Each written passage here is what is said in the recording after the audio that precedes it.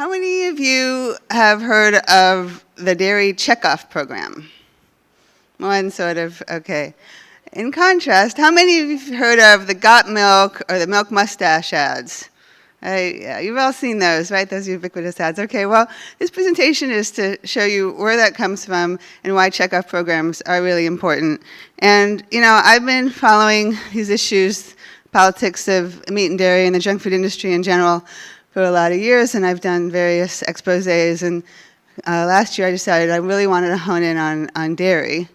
And, you know, dairy has kind of this special place in our diet, in that the dairy industry, over the course of many decades, has basically brainwashed Americans into thinking that dairy is an essential food. And, you know, I'm not going to get into all the reasons why that's not true. There's lots of good information out there, lots of even mainstream nutrition professionals now saying dairy is not an essential part of the diet, and it even can cause some problems.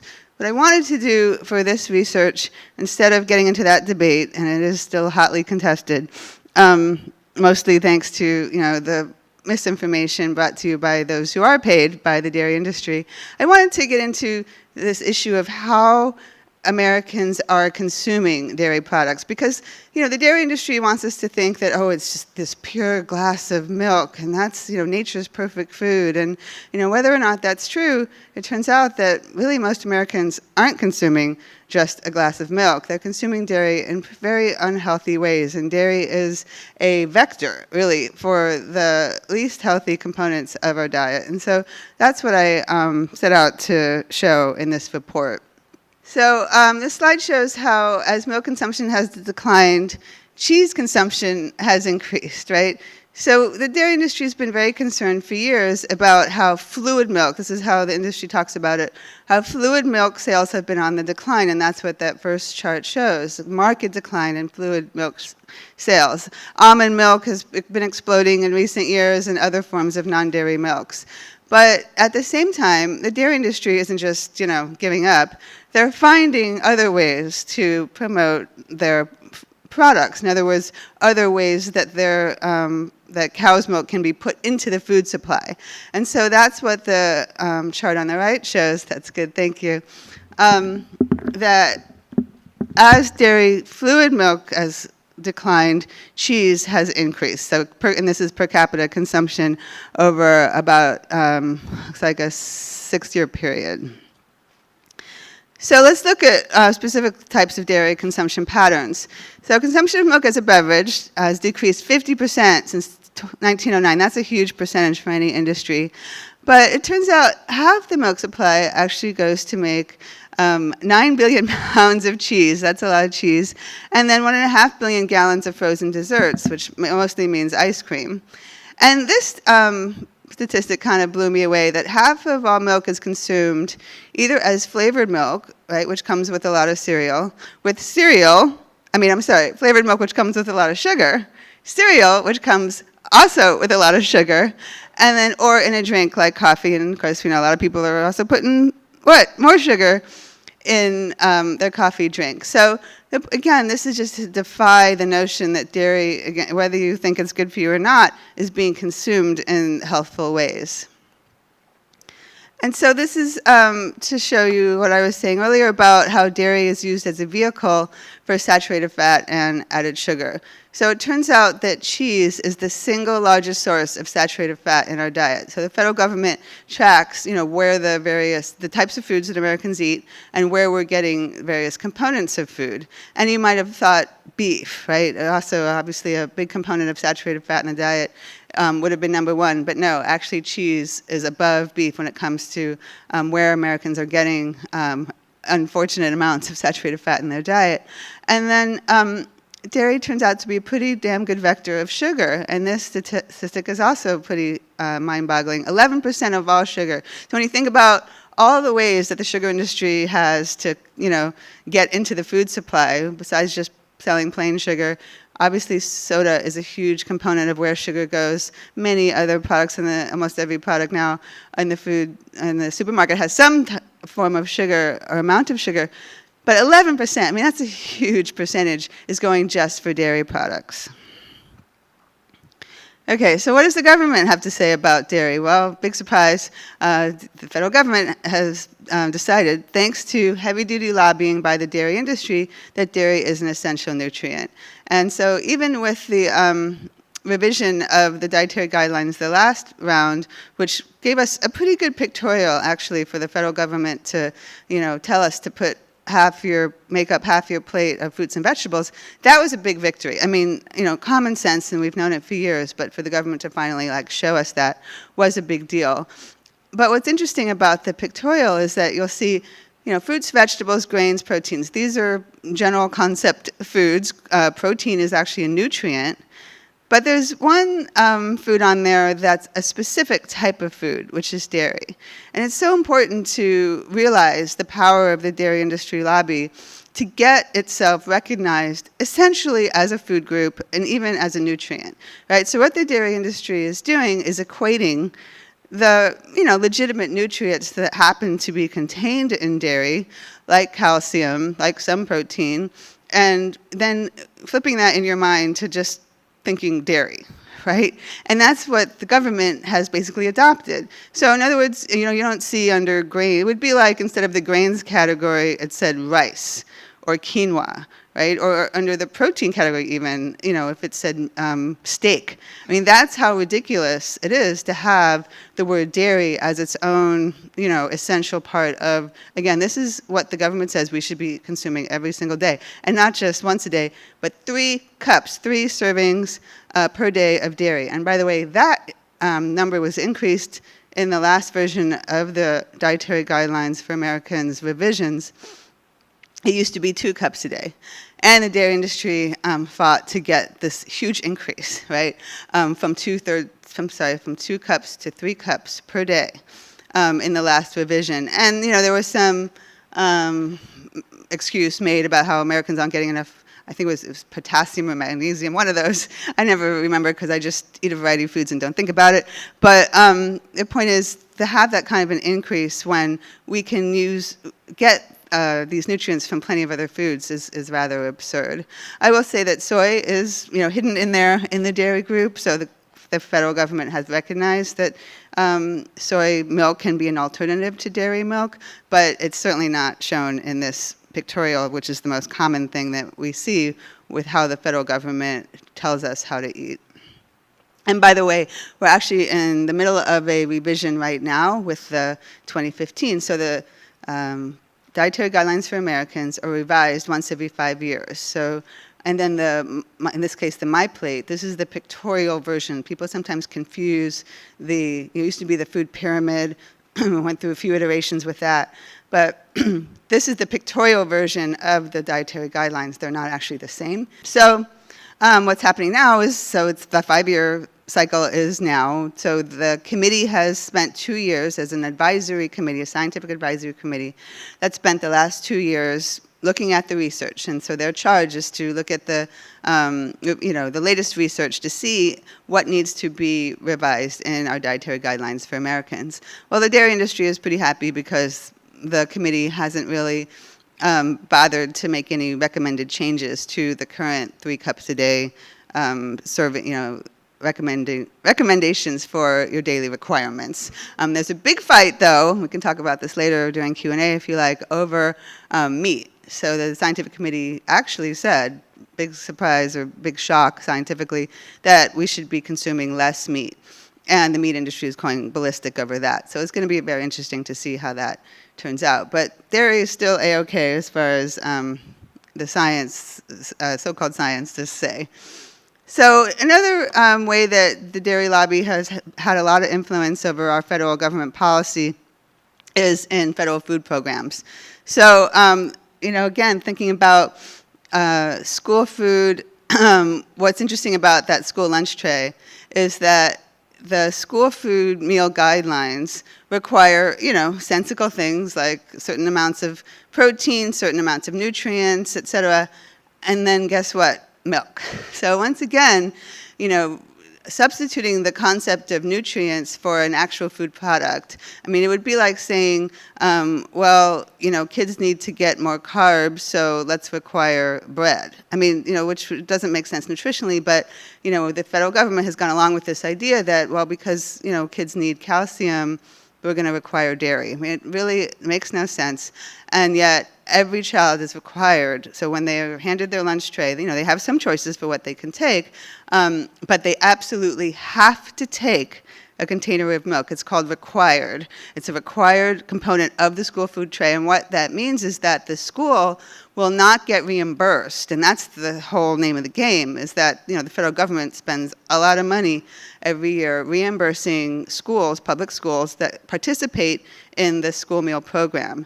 And so if a child says, no, I don't want to have milk, or no, I can't drink milk, or my mother's a crazy vegan and won't let me drink milk, too bad, kid, you got to take this carton of milk, and guess what? A lot of milk gets thrown away, right? Because kids don't want to drink milk or whatever, the reason is, there is one exception, which is, if you bring a note from your doctor and say, oh, I'm going to die if I drink milk, or, they do allow exceptions, but you have to go out of your way to really prove it. And up till recently, it was even required that kids get whole milk. So the dairy industry needs to push whole milk because that's, the basic form that dairy comes in. But because of some nutrition theories that say it is true that you get more saturated fat, obviously, from whole milk. But now the sort of nutrition dogma around dairy is that low fat and skim milk are better for you. We can debate that, but we're not here to do that because who cares? But the point is that so now kids are given low-fat milk. I'm not sure if I think it's low-fat or fat-free. But, that was a huge fight. But by the way, when the industry is selling more low-fat or skim milk, it's not like that fat just disappears from the food supply. Where do you think it goes? Mostly into cheese, right, or ice cream.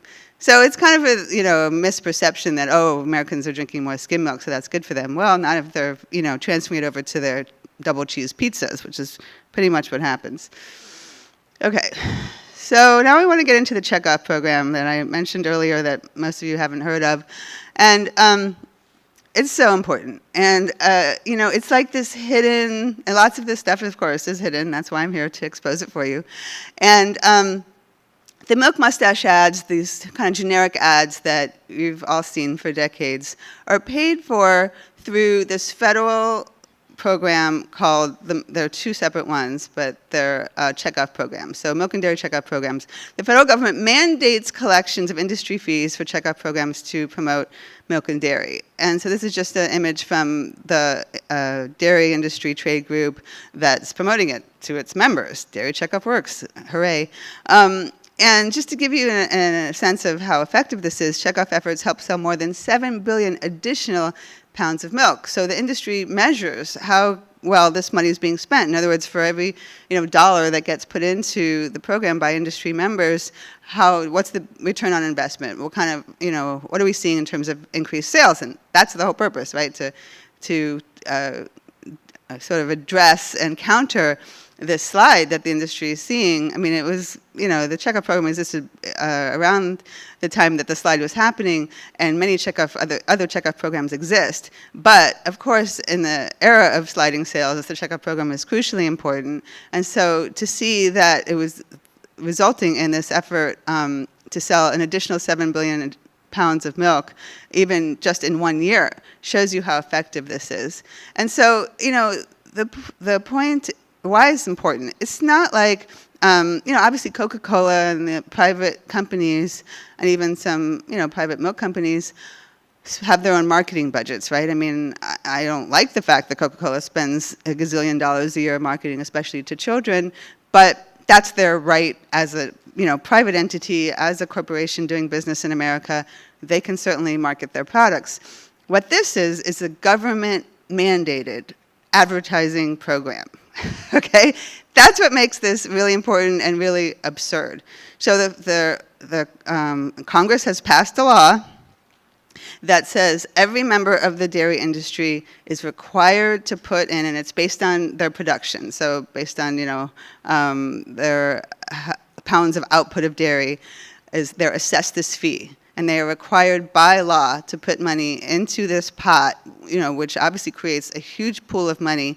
And that's why they are able to purchase these ubiquitous ads that we see on billboards, on TV, all over the place. And it's because the federal government requires them to do so. And it seems rather crazy, given what we know about dairy consumption. So let's see where some of this, I'm going to show you where some of this money goes. But I want to first spend a minute explaining it's a little bit of legalese here, but it's also really important. And it's because when people like me criticize or raise questions about the dairy checkoff program, there's a beef checkoff. So if you've seen the beef, it's what's for dinner ads, it's the exact same thing. It's the beef checkoff program that pays for those ads. Again, federally mandated collection of fees from the industry. So the excuse, right, the argument back when people complain about this is crazy, why is the government mandating this? They say, oh, no, this is all industry money. There's no federal involvement here, or there's no federal money involved. In other words, if we try to say, well, isn't this taxpayer dollars? I mean, the federal government is really assessing the fees. They're certainly coordinating the effort. They're involved. They're very involved in this program. No. It's all industry fees. It's just their own money, so it's private money. That's kind of the rhetoric that we hear back from government officials, and certainly the industry wants to say, oh, it's just our money, it's not taxpayer money. Well, our U.S. Supreme Court actually had a different interpretation. And so it turns out that there are some members of the industry who don't want to be mandated to put money into this program because, some of them are actually smaller, more ethical producers of animal foods. So in one case, there was a lawsuit brought by a couple of small dairy farmers who said, we don't like where this money is going. We actually engage in some, positive environmental practices, and this fund doesn't support that. And so they took their case all the way up to the Supreme Court, and there was a separate case with the dairy, and then the beef industry was also sued, or the federal government was sued over the beef checkoff, and that case went up to the Supreme Court. And the Supreme Court took a look at it and said, well, it looks like USDA employees are really involved in this. I mean, the decision even said that the message is controlled by the federal government. They found that USDA employees attend checkoff meetings, are responsible for the evaluation of the programs. These federal government officials are very involved in this program.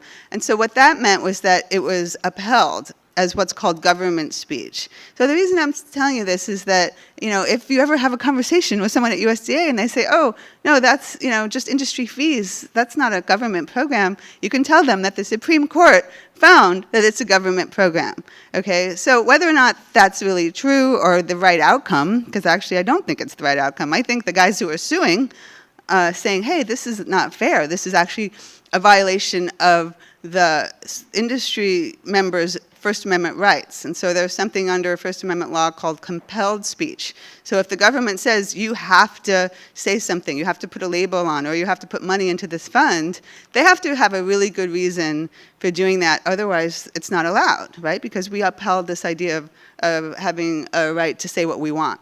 Well, in this case, the Supreme Court didn't follow that argument, and they said, sorry, this is basically a government program. So if it's a government program, well, then that's how we should be thinking about it. So what is happening with this government program?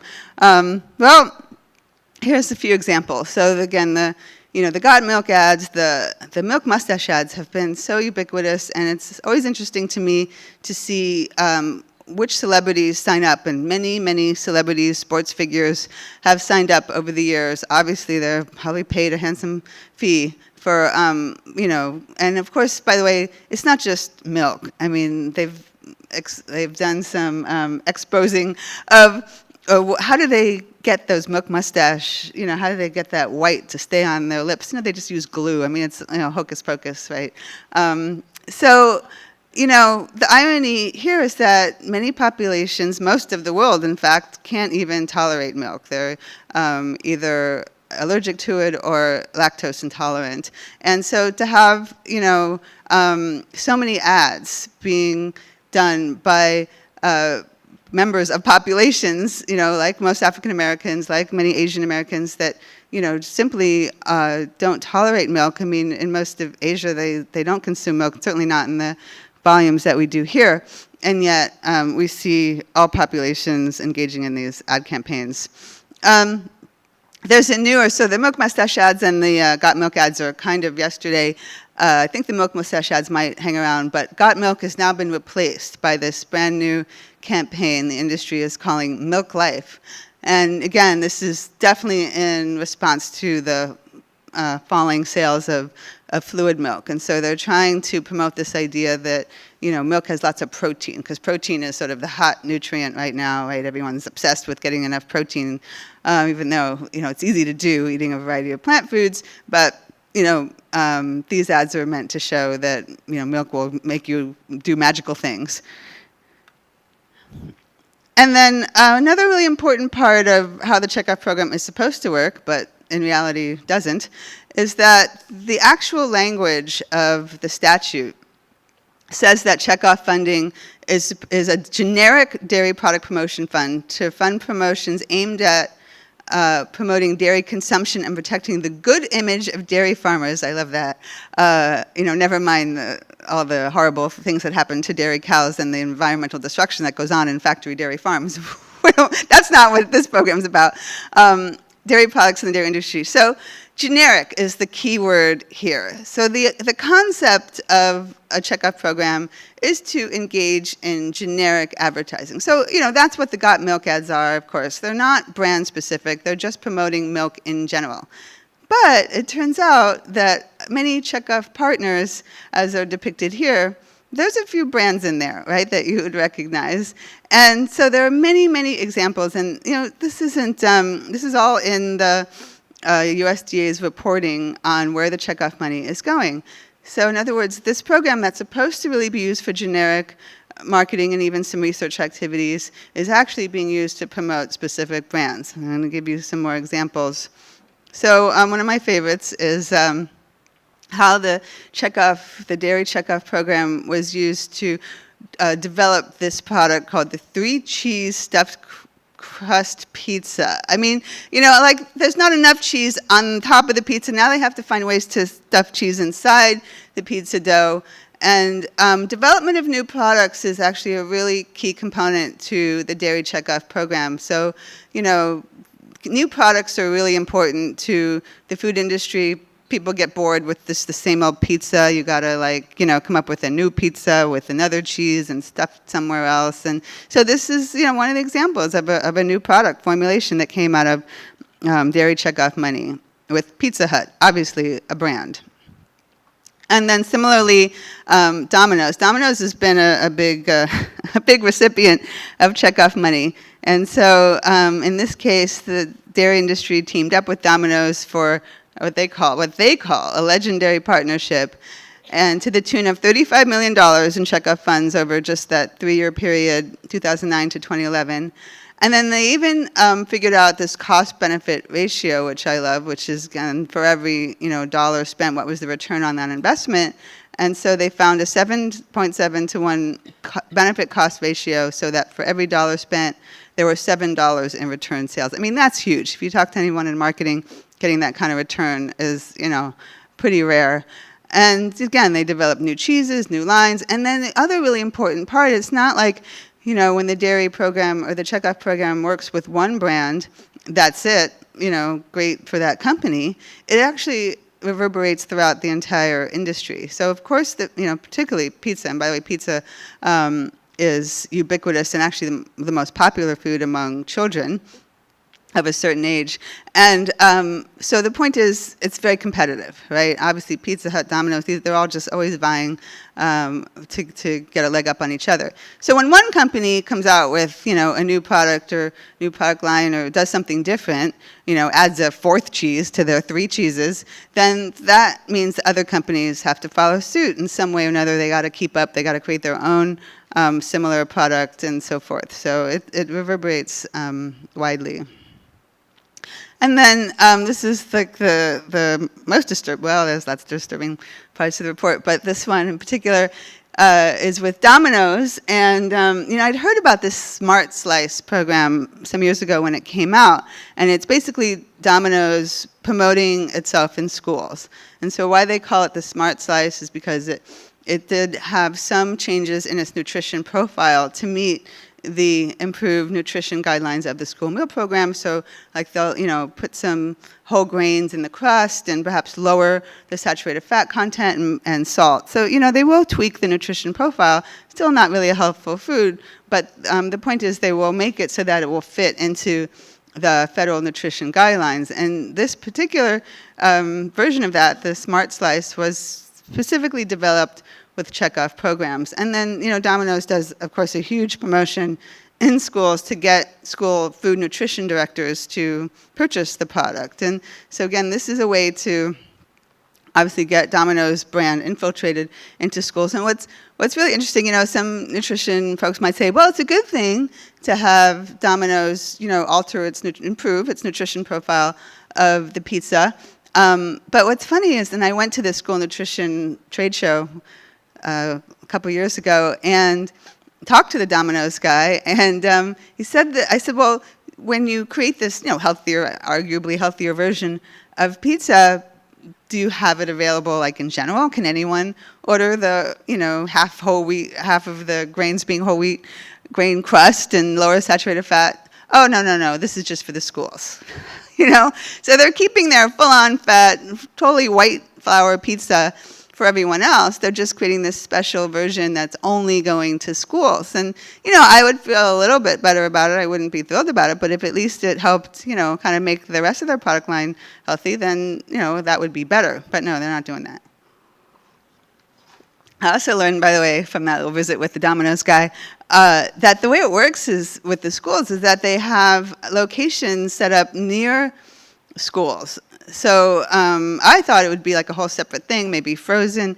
No, they actually, I'm not sure how much they figure out ahead of time where to locate a Domino's outlet near a school, or if it just happens to be, I imagine they probably do. If they want, to get into the school meal program in a big school, they would probably strategically locate, but I'm not sure if they do that. The point is that they deliver from the locations of Domino's that are near schools. I mean, just another reason to be concerned when you see a Domino's up in a neighborhood, because they're going to get it into your kid's school nearby. And then here's another example, now away from pizza into Taco Bell. And it just gets more gross, and I'm sorry for these pictures first thing in the morning, but this is what we're doing. So this product development was called there's a couple of ways that actually the dairy checkoff program really helped out Taco Bell. So start with breakfast. Breakfast is a huge money maker for the fast food industry. So when we think of fast food, tend to think of, cheeseburgers, French fries, but breakfast is so key. And so it's very competitive. And Taco Bell, before this, wasn't really into breakfast. You don't think to go to Taco Bell for breakfast. And so they wanted in on the breakfast market because it's such a huge moneymaker. And so they turned to the dairy checkoff program for some help. And that's how they got these new products made. And if you can see it, but in that little breakfast ad, so they created I think it's a waffle, maybe with some meat and cheese and eggs. I mean, it's just gross. It's just everything that's bad about breakfast food in America rolled into one. And but I remember when it made news. This is how important breakfast is to the fast food industry, that media outlets actually covered. And I was like, why? And I asked, because I know these reporters, I'm like, why are you covering this Taco Bell serving breakfast now? I don't know, it doesn't seem like important news to me. But she said, well, because breakfast is a big part of the fast food industry, and they just follow what the industry is doing. So then it even gets news coverage. And then the other product that they helped develop here was the Cantina Double Steak Quesadilla. Again, because a single steak quesadilla, that wouldn't, who would sell that? That's just not enough steak and cheese. So let's double it up. So then, of course, my favorite company to pick on fast food category is McDonald's. And they really deserve to be picked on here because they have been an incredible beneficiary of this government-mandated dairy checkoff program, in that they've had 6 dedicated checkoff employees. Okay, so what does that mean? That means that the money that is being pooled into this dairy checkoff is going to pay for the salaries of 6 dedicated employees at McDonald's headquarters in Illinois. I mean, that's kind of mind-boggling right there. Like 6 people funded by this generic program are sitting in Oak Brook, Illinois, brainstorming with McDonald's R&D department and marketing folks on how can we get more dairy into the McDonald's menu. And they've found lots of ways, and they're very successful at it. So much so, they got an additional 1.7 billion pounds of dairy into the McDonald's menu during 2009 to 11. That's a lot of dairy. And they came up with 27 new dairy products. Remember, it's all about innovation is the word they use in industry. New products are the way to drive more sales, right? People get bored with the same old shakes and Coca-Cola and whatever. So, okay, what can we do that's new and exciting? Well, it takes a lot of thought to come up with new and exciting things, and so that's where this money comes in. And so this one, the frappe chocolate, the chocolate chip frappe industry, I love this. Oh, sorry. So this particular drink, the frappe, has 530 calories and 67 grams. 67 grams of sugar, people. That's a lot of sugar, right? So again, thinking of dairy not just, which it is actually unhealthy unto itself, but being a vector for even more, just as unhealthy or even more unhealthy components like sugar. And industry is proud of their increase in dairy in the McDonald's menu, so much so that they said that the McCafe, this particular line of coffee drinks, contains up to 80% milk. Yay for the dairy industry. A coffee drink has 80% milk. Well, at that point, is it really even a coffee drink anymore? No, I think it's actually, a milkshake with a shot of coffee in it. I mean, so that's what they do. I mean, they're brilliant at it. I have to give them credit for that. They are very good at what they do. So this was some fun media coverage of my report when it came out last year. I don't know if it's a little hard to see all of the text here, but one of the main points I was making with all of this is, it's crazy for the federal government to be promoting these extremely unhealthy foods, working hand in hand with the junk food industry to do this at a time when Americans are suffering from, a public health disaster due to poor diet, right? I mean, it'd be bad enough if we were all healthy, but we're not. We're already suffering so much from diet-related diseases. And so what Mother Jones did was show directly the disconnect between what the federal government tells us, right? So I mentioned before the dietary guidelines, and then there are a number of ways that the federal government, gets it sort of right about how we should be eating, and then the money being spent in contrast on this checkoff program and with these unhealthy foods. And so, the federal government in the past has said, rightly so, Americans need to reduce our saturated fat intake and certainly reduce sugar intake. Well, I just showed you examples how that has a big disconnect with the products that are being served, and on and on. I mean, so again, it's and this is typical in the federal government that one hand doesn't know what the other hand's doing, or it's more like, well, one hand is, conflicted with what the other hand is doing. So, and particularly the U.S. Department of Agriculture has a huge conflict of interest in that, on one hand, that agency is charged with telling Americans how to eat right. So the dietary guidelines for Americans and food assistance programs are about helping Americans eat better. And on the other hand, they represent the animal agribusiness industry and all of agriculture. And of course, the business of agriculture is to sell more products. And the dairy checkoff program is the quintessential example of that, pooling money to market to sell more dairy. So there's just this tension that goes throughout this agency, on one hand being charged with the nutrition programs, and on the other hand being charged with helping to promote the meat and dairy industries.